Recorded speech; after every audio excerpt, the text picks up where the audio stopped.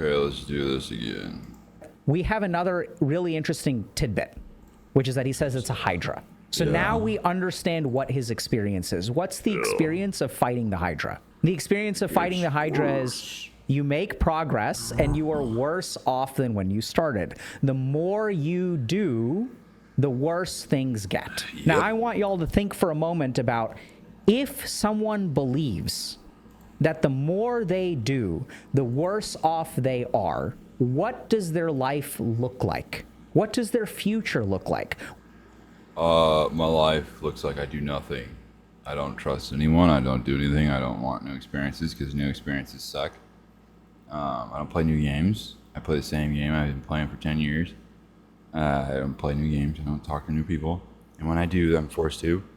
But yeah, let's go on. What does their day-to-day existence look like? It's the same day. I'm living the same fucking day over and over and over and over and over and over and over and over and over. The biggest problem that people have had dealing with you is that they label you really fast and they think they know what will help. I think so too. But I've seen too many people in your situation who have gotten better. And so I stupidly, foolishly, I know it's dumb, I choose to keep trying. Because when I'm hopeless, I could be wrong. And when I'm hopeful, I could be wrong too. So then we're left with one basic question, which is when we don't know what's going to work. We don't know. Is it going to work? Is it not going to work? How are you going to respond to that uncertainty? I don't think there's no direct answer to any of that. Like, I think at this point, I just roll with punches. Like, I just rock with punches at this point. Now I'm trying to frame for him the fundamental problem that he has to solve first. We haven't even gotten to why he's in the closet, you know, for 6 months being fed meals, what his day-to-day is like, what the hell happened when he was overseas and doing interrogation. We haven't touched any of that. But I've framed the fundamental problem for him as like, look, there's no way to know what can work.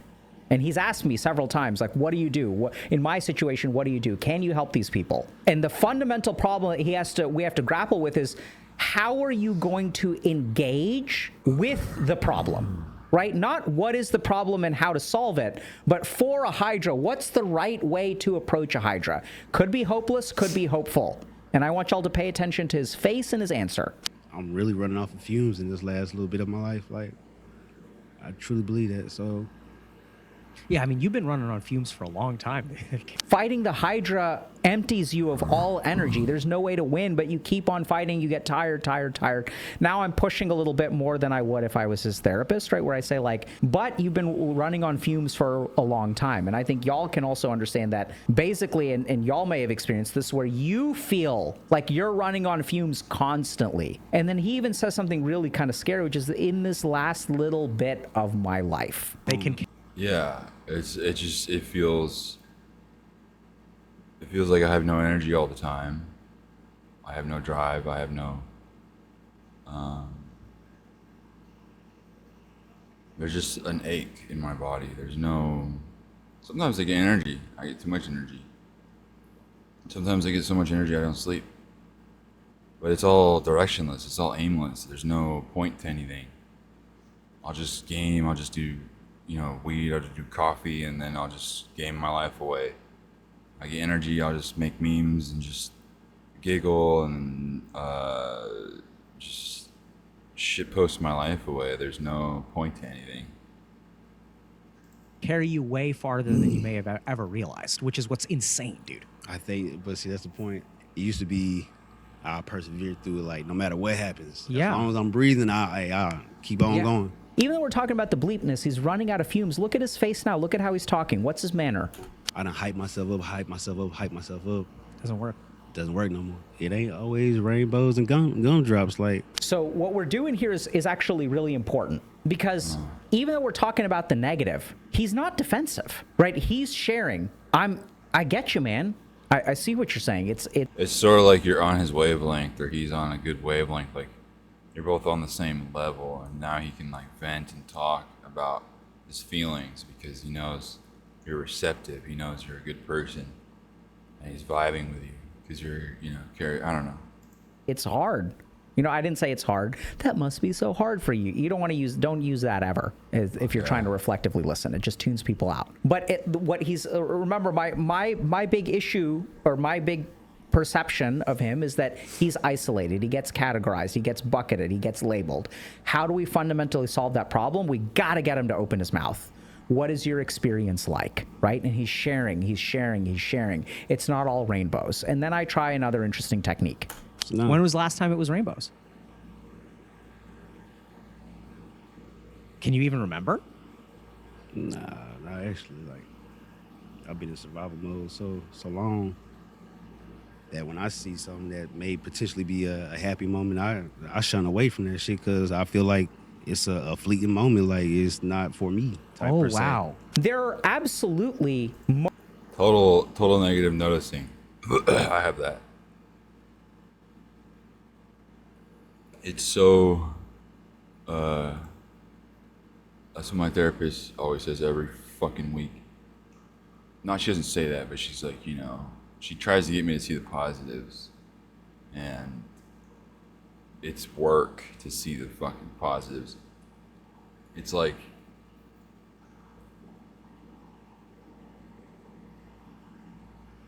predicting a positive future isn't something I can do reflexively. Like imagining things that I've never experienced, like imagining going to work and like having a purpose, and imagining like having someone I care deeply about, and then like being intimate, and then being supportive of like their day, and spending time doing things like hobbies with together or something. I don't know, like that's all. I can't really imagine what that feels like. I know what being alone feels like. I know what all this other stuff feels like. So it's really easy to imagine that and predict what's going to happen because, my whole life has just been doing things and then they don't work out. Doing things and they don't work out over and over and over again. So I just stopped doing things. moments in his life that have been positive. But it is a really important data point for me and him to realize that, oh my God, that was so far in the past that I don't even remember it. It was from a different era, a different age, back when the world was innocent and Rome was the largest city in the world, right? That's how far it is away from him. Now, if you... It feels like everyone positive, everything positive is like blinking stars in the distance, and you just can't connect. You can stare at them. They look beautiful. They twinkle. It's a song and dance of like city lights and people having fun and living their life. And you're just on the outside of all that looking at it. You can't enjoy it. You think about it practically, I think that he's had good things happen to him that he's just not able to access. But one of the signs of progress in therapy, and one of the kinds of things that we try to do in therapy is try to help you realize that there were rainbows, to access those rainbows, to connect to those rainbows. Because right now, his life is all clouds, all gray. And the work that we want to do, what does health look like? It's not just talking about your feelings. It's helping you see the rainbows that happen, by the way, when the storm clouds clear, right? In order to see a rainbow, we need a lot of water vapor, or we need rain, and we need sunshine. So rainbow here is a beautiful analogy, actually. And the work is to help people to see the positive in their life. This is not gaslighting. This is a removal of cognitive bias, but that takes time. And once people are able to genuinely see the good in life, their whole attitude changes. But we run into a really interesting problem. Yeah, I'm not gonna lie. So even if there's a fleeting moment of happiness, you turn away from it? I turn away from it because I've been dealt shitty hands. You know what I mean? Like, when the sky starts to open up, the sun comes out, I'm looking at like, nah, where's the rain cloud at? Like, not only is it that the rainbows don't exist, now we see another problem that is layered on top, which is that even if a rainbow exists, he turns away from it. But before we get to the why and how, and these are the adaptations, this is the work of therapy, is like you have this bad thing and then you build survival mechanism that protects you from it, but survival mechanism causes problems. And then you build second survival mechanism on top, which causes additional problems. And I want y'all to think about what is going on here. So I ask him, when was the last time you saw a rainbow in life? And he says, I can't remember. And then about 30, 60 seconds later, he's like, when I see a rainbow, I turn away. So this is kind of interesting, because if you say there's rain in my life every day, but you discount the data points, you actually turn away from the data points that are in the positive direction. We know this happens in depression, that people have literally something called a cognitive filter, which when something good happens, they don't register it or they push it away. Anytime there's a W, I don't register it. Anytime there's an L, I do register it. What is the picture that my life becomes? And this is really tricky, right? Because his life feels so bad, and I have no doubt that it is, but there is a thing here that we can change. This is not talking about your feelings. This is a cognitive retraining to at least register your W's. I'm not saying that there isn't one W for 99 L's. Could it be very rare W's, 1 out of 10? Who knows? It just feels like anytime I get a W, it's just overwhelmed with L's. And then the W is like a minor W, and it's not even that good of a W. But then I don't feel like there's a self even getting a W or an L. Like I don't feel like a person. On most days, I don't feel like I have a self. People, like my therapist is like, which way, more self-confusion kind of thing. Like, do you know which way you want to go yet? Like kind of thing. She's like, go through with your facial scans to get an idea of what, because FFS consults are like once in a lifetime, right? Facial feminization surgery. So it's like, go through with it all because it's a once in a lifetime chance, but you can back out at the last second if you really wanted to. But it's like, I don't want to back out. I want to get FFS. I want to get the surgery done. I'm just afraid, like, it's going to be another move.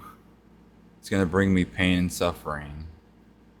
And then on the other side of that, is it going to work?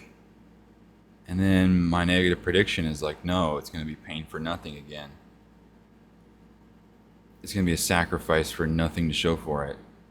But then my therapist is like, you have to disconnect transitioning to being fixed and living a better life. She says you can live a better life without being passing, like without being perfect and passable, and without, she said you can just get a job and, like,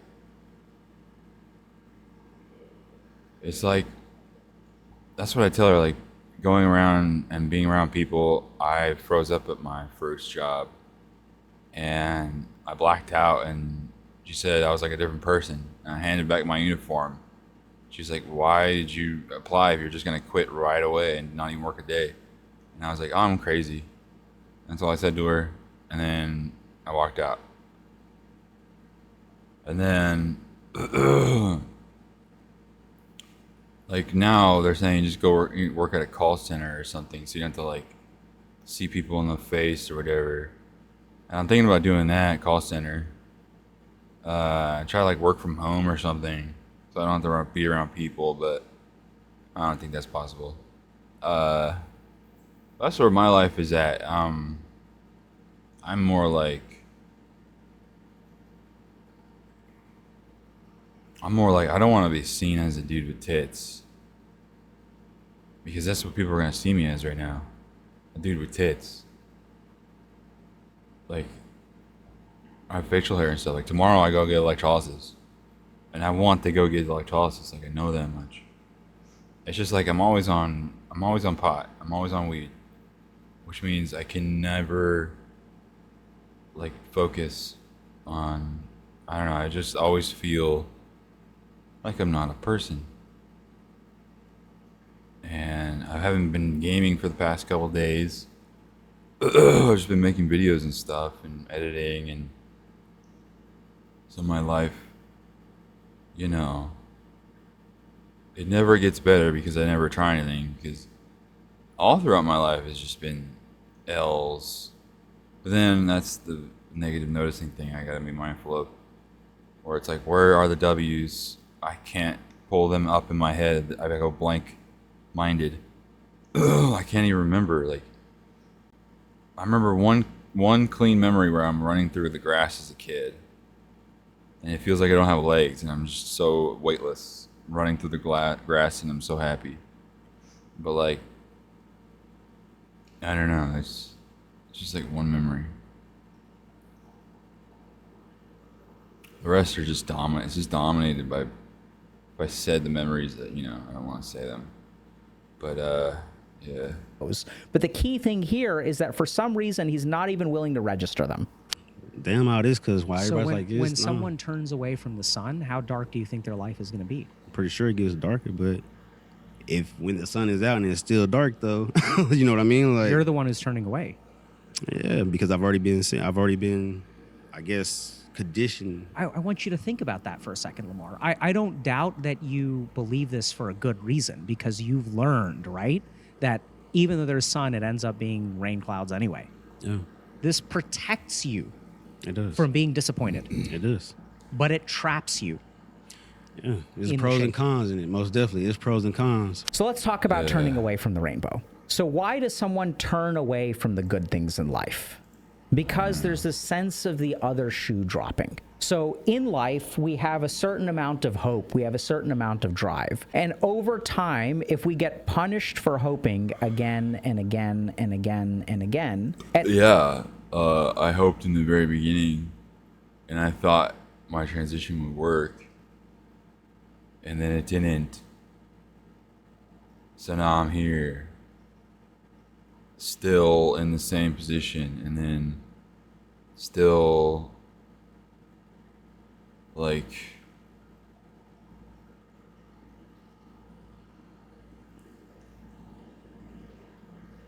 I feel so broken and empty, and that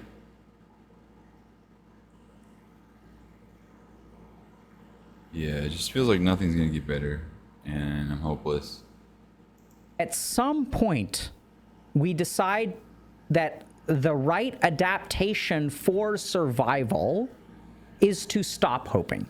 And this is the problem with a lot of like depression, is that, see, you can have two goals in life. Your goal can be to survive, or your goal can be to thrive. And when circumstances happen to people like Lamar, where he's overseas for 8 years, and then like he comes back, at some point thriving is like no longer. It stopped working a long time ago. So the only option that we've got is survive, running on empty. In these last few moments, I'm running on empty. I tried and tried. I'm tired, right? Now we've lowered the goalpost so much because that's not possible at all. That future is gone. All that's left is survival. The other thing is I want y'all to just think about this with me for a second. So he has tried to fix his life, and he's been punished for it. Things have not worked out. So I think there are a couple of things here that I kind of want to highlight, and I'm trying to find the words for them. The first is that he has a lot of disappointment in what's supposed to work. So usually when I hear this calcified of a lack of hope, a loss of faith in the system, of being bucketed by psychiatrists, I suspect that there is one really important nidus of this belief. So there's one really traumatic thing that happened to him, and I know this is kind of abstract, so I'll give you all an example. When I've worked with people like this in the past, they go off to war with the hope of something to return to. When I come back, I'm making all these sacrifices, but when I come back, someone else will meet me halfway, and someone else will help me get back into life. I'll have doctors for medications. My sweetheart will be there. But when I come back, what I discover is that all of it's gone, right? And just think about how crushed you are. Think about how you see the world now. What is the point in trying? You tried and you sacrificed. And here's the scary thing about Lamar. He did everything right. And we haven't even touched that yet. But if you pay attention, he did everything right. And look at where it got him. And now some fucking Harvard-trained psychiatrist with all of his knowledge and all of his credentials is going to tell me, no, this is the right. He's heard that before. It's spaghetti against a wall. So this is what we have to get out, man. We have to let this out. Let that anger out, because he's carrying it all alone by himself. Because as long as that anger is there, you're not going to be able to engage in. Yeah, people say I have anger issues too. I can't remember much of my anger, but I do get angry. And they say I scream really loud, like a wood, and I'm like raspy and stuff. And yeah, so, and then it's like, yeah, angry at myself, angry at the world. Because like, angry, like,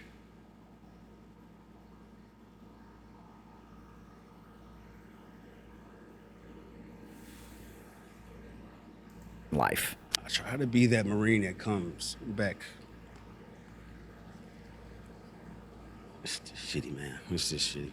It's not what was told to me. Like, you do this, get the honorable discharge, and America take care of you, like all this type of stuff. So I've been fed all this. I believed it wholeheartedly. There we go. Like, I held on to that hope. Just to be fucking shattered, man. Just to be shattered in a way that touched with my Achilles heel. I want y'all to pay attention to the emotion, right? The pent-up emotion of being let down. Ain't nothing you can really tell me at this point, because now I'm pissed. I'm in piss mode, really. I'm pissed. Ah, look, we predicted the anger as well. Once again, I cheated, but I...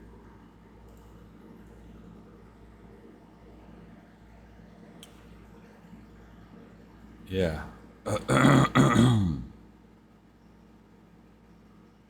Honestly, I didn't remember it. This is a common pattern, okay? So Freud said that depression is anger turned against the self. So one of the steps in depression is you feel really depressed, you feel really hopeless. We got to convert that into anger as part of the healing process. So when you try to come in with the niceness, okay, that's cool. But in my mind, that shit temporary. We ain't got no connection like that. Notice his face now. Now it's coming out, right? So he was open for a little while. He was smiling. He was asking questions. Now no more. I'm glad you're sharing your anger with me. You've been told 1,000 times, do this and it'll work, and it's never worked.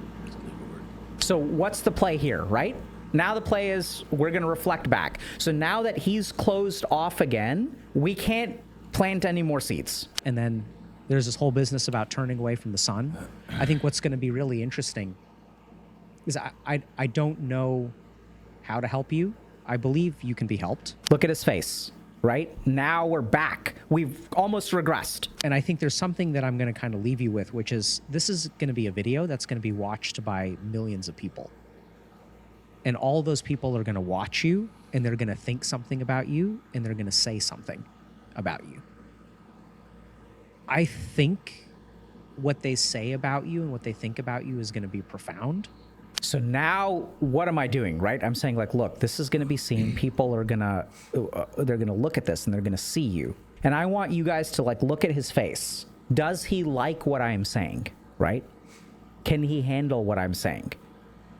And now comes the best question, the final question, which is in his mind, what does he think people will think about him? Oh, it's horrible. And like, that's the same for me. It's like anytime I make a video, it's like people are thinking these horrible things about me.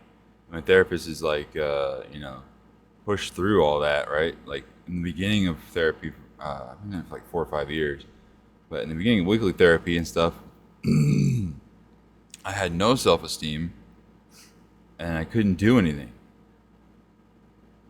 Like I couldn't even transition. And then a year of weekly therapy, I couldn't even, I was like, I couldn't go on walks, I couldn't go outside. And then after like a few months with Jazz, or with that one there, I can't say her name, but with that one therapist, I was taking walks down the street and back, and then 2 streets, and then 3, and then I went to the gas station, and then that's when I started gambling. Was after my walks, I would go to the gas station, like, what do I buy? A stick of gum? No, I'll buy a $1 scratcher. Then I got addicted to that. I hooked on gambling every week. I get like some change around, like people had change. I'd be like, hey, do you have any change? I'm with my family and bum change off them and gamble it. Didn't win anything back though. And the COVID money, I gambled some of that too. So it's just like, I had no purpose, and I was like, maybe I get rich quick and solve all my problems. Didn't happen, but therapy kept happening. I was transitioning during that. Yeah, I was like, my upbringing is like drinking soda bottles and diapers and playing video games, and both my parents like didn't work, and like, living off government checks, living off like Section 8 food stamps. My upbringing was like going to school, moving like 8 times when I was a kid. So when I was a toddler, it's just like abuse, sexual abuse, physical abuse, growing up as a kid, and a lot of that because cross-dressing when I was a kid. So I was beaten by my grandpa for cross-dressing, and my sisters were punished for like enabling me to do that. And then I grew up and basically like couldn't connect with anyone. I was having like blackouts and stuff. I wasn't taken to the doctors until like one time in the hospital, and then like, so I was like, my mom said I was like possessed or whatever.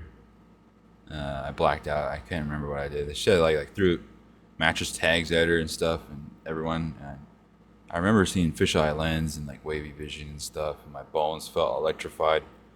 But like, yeah, I like had issues at school all the time. So then I was homeschooled, and then homeschooled, playing video games, doing the work all in one day, and then getting passing grade. And my life has pretty much been avoid everything, avoid relationships, avoid everything, and just game. Just like, sit behind a computer ever since I was like 11, playing World of Warcraft. Had a second family in that game for years. Going to homeschool, just gaming. Then Path of Exile, and then going to college. I flunked out because didn't connect with anyone in college. So I failed that. I failed pretty much like everything I've tried. When I was 19, I wanted to like grow wings and like separate from my family and go military, and then my dad flipped out. And then I expressed like gender dysphoria, and then he flipped out again.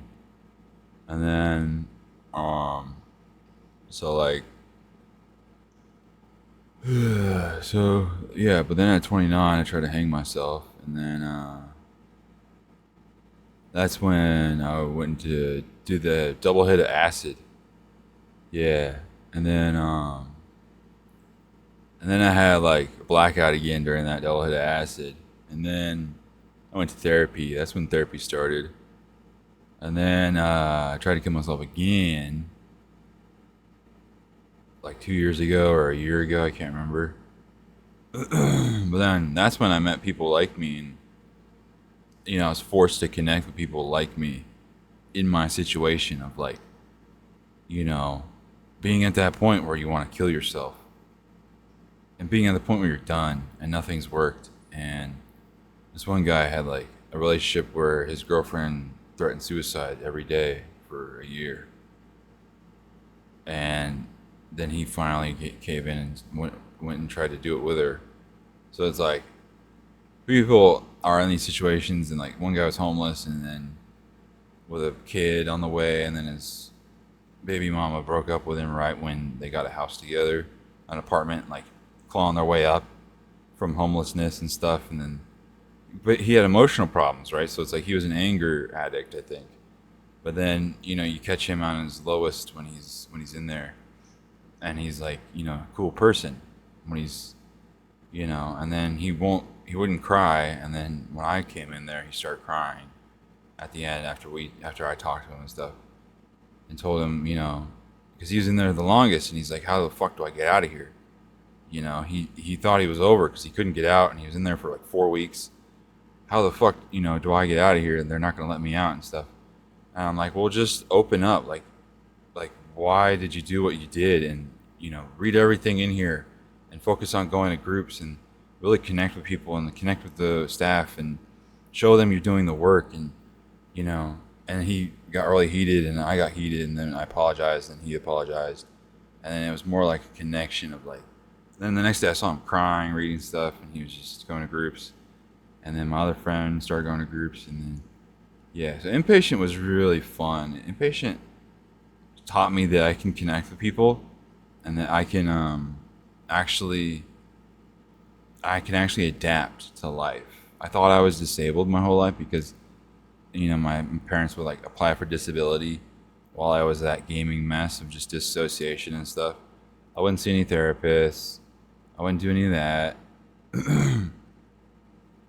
I was just stubborn. I was avoidant, and I'm still like that. And it's like even transitioning hasn't changed me at my core. I'm still this like disordered, avoidant mess. I'm still avoiding life. I wanna wait until after FFS, after a boob job. I want to do like rib surgery. I want just to avoid life until all that's over with and done with. I don't want to be seen.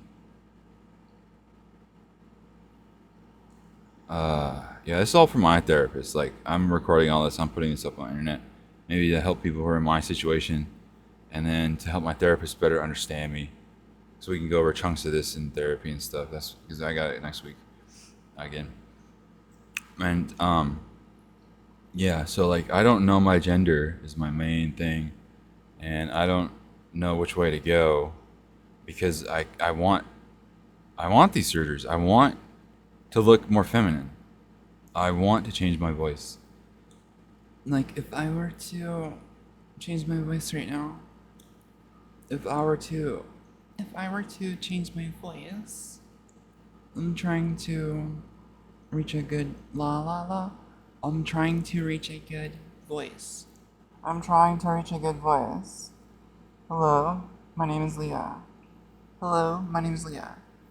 Hello, my name is Leah. See how I try to hide my nose? I really, want to be perceived as a woman, but I don't think I'm good enough to be perceived as a woman. And if I try, I'm going to fail. If I try to be perceived as a woman, I'm going to fail. And then I'll be this failed mess. Having been no closer to womanhood, I'll sacrifice just any remnants of gender. I'll be this like androgynous blob that no one will respect as like I'll be a minority forever. I'll be like on the outside. I'll end up in like news articles of like meant to bash us. I'll be like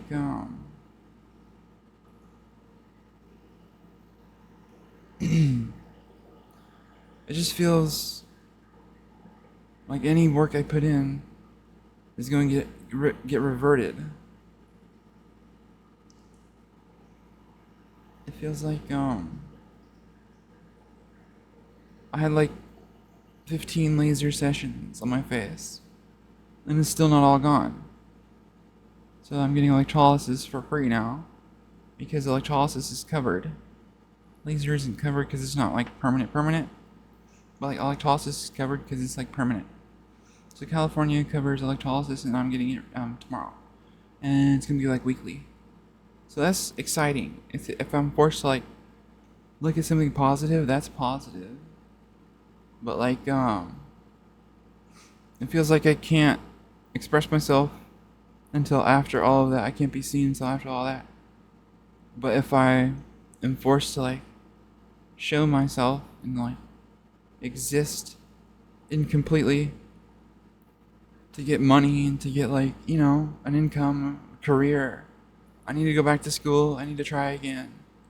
I need to actually like make friends, because I don't know how to make friends. I don't know how to be a friend to someone when I'm not there. Like, how do I be there for them if I can't just even be there for me? Like, I don't have an income. How do I support them? I don't know. How do I do things with them if I don't have, like, a career? It's very frustrating how I can't, like, do anything. I'm forced to play this, like, free-to-play game. It's really addictive. It's like gambling, but it's like, it's the only thing I do, and then I'm disconnected from that right now. I can't enjoy it because I know it's, like, bad for me. So it's just another thing I'm doing that's wrong.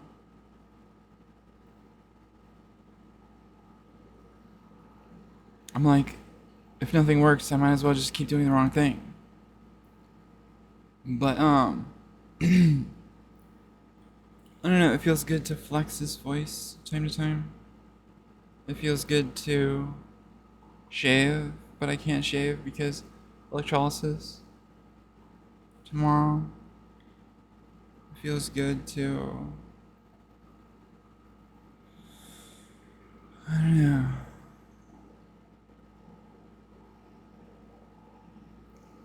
I really want to be able to eat things that I want to eat. I really want to go outside and, like, be able to buy things from the store. Like a coffee or something from Starbucks. I don't know. I can't even do that. I'm just like this. I'm just like this. I can't even.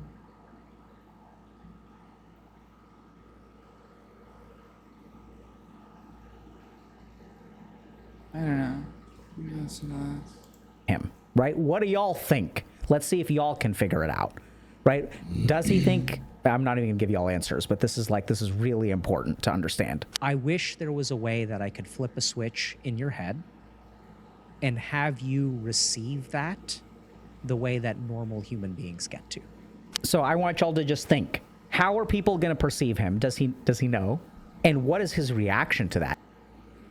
People are going to be, like, really sympathetic and empathetic towards him, and they're really gonna, like, respect him and stuff, and they're gonna want to give him help, and they're gonna want to, like, I don't know, I just want to give him a hug.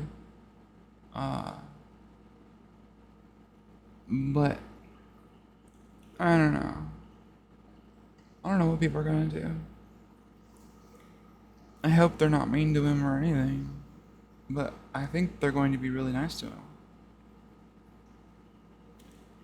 Because, like, a lot of people are going to agree with his stance, like, you know, a lot of people don't think therapy or psychiatry does anything, and it's all a scam and stuff, but I believe if you would have seen me 4 years ago, I can reflect on that and be like, yeah, I was the worst person back then.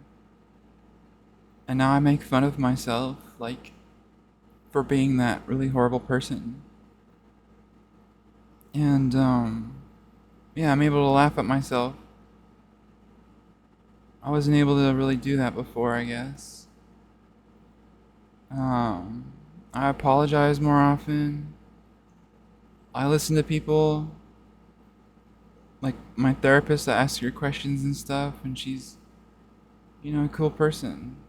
She tells me about her life, and yeah. Alright, yeah, maybe I should, close, like, the window thing and open this up more. I don't know. But, yeah, why nothing has worked for you, video. It seems, I don't know. I'm trying to convince myself that I'm not trans. I don't want to be trans. I just want to be a woman. But that makes me trans. Like, I have gender dysphoria on my docket, on my list. And I have had surgery for gender dysphoria covered by the state. And every session, I lament. And I tell her it's not gonna work, and she's like, I want you to do this exercise where you like, you tell me the qualities of like a woman. Because she said she saw those in me or whatever. And it's like, I don't know. I guess if she sees those in me, then I should reflect on that and see if I can see them as well, I guess. Um,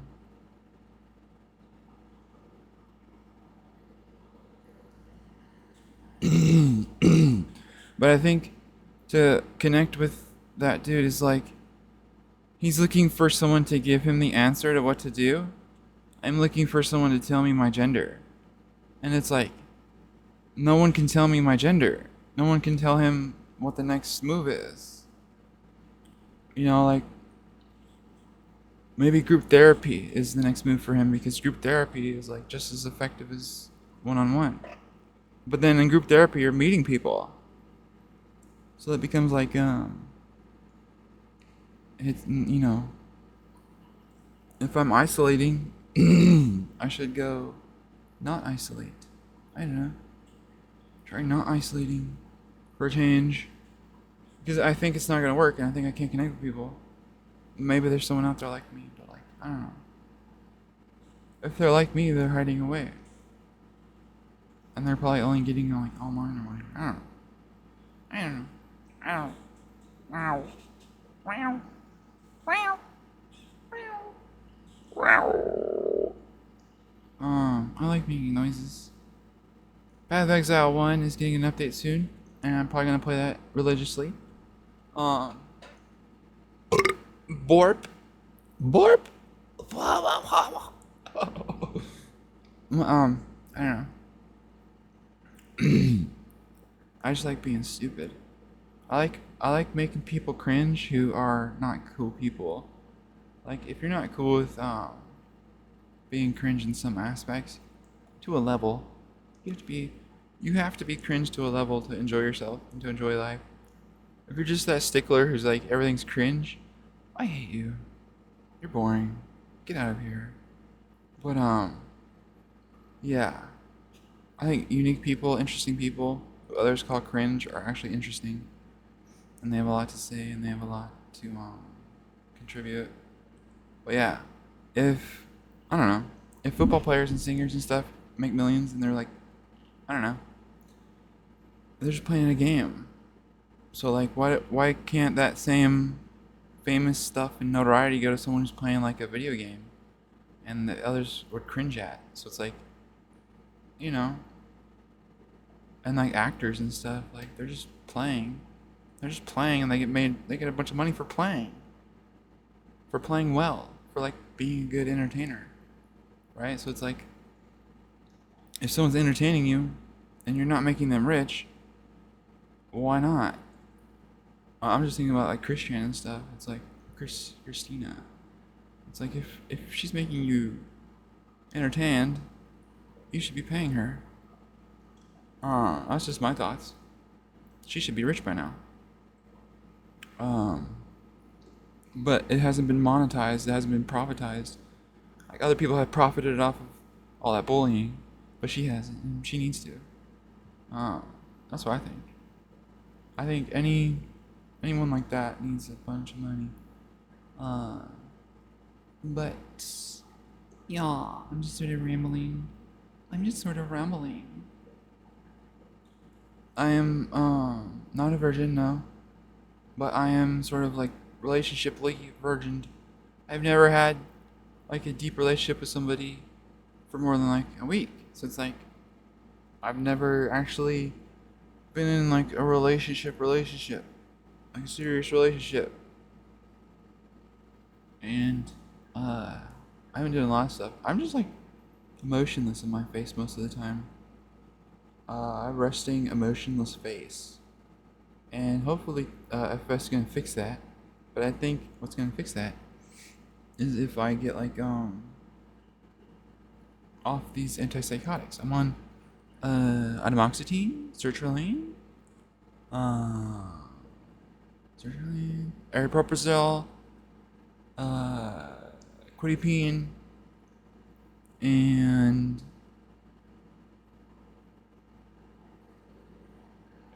aripiprazole, quetiapine, sertraline, atomoxetine. I think, yeah.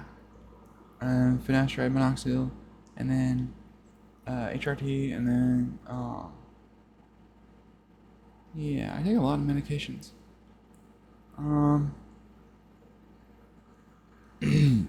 But if you're wondering how I'm doing better. I think electrolysis and stuff, and actually going down to town is gonna help me every week. So every Sunday I will be in town, and some days I'll drive myself, and then I'll like hang out. I'll force myself to like hang out in town and meet people, like go to the park and stuff. So that's going to be a thing I'll do every week. So if you want to like hang out, I'll probably go like early sometimes and hang out at the park, or after electrolysis, like hang out at like a coffee shop or something, and that will be fun. It'll be scary, but it'll be like enriching or whatever. Yeah, yeah, yeah, yeah, yeah, yeah, yeah, yeah, yeah, yeah. Yeah. I need to just take a chance because if I focus on my W's, I remember meeting like a couple people and they're really cool. We were friends for a while, and I want to do that again. This is scary.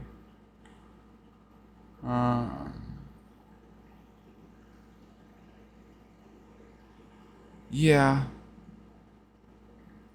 nothing's worked, but I'm trying still. I'm trying still. Maybe hopefully in like a year or two, I'll be better.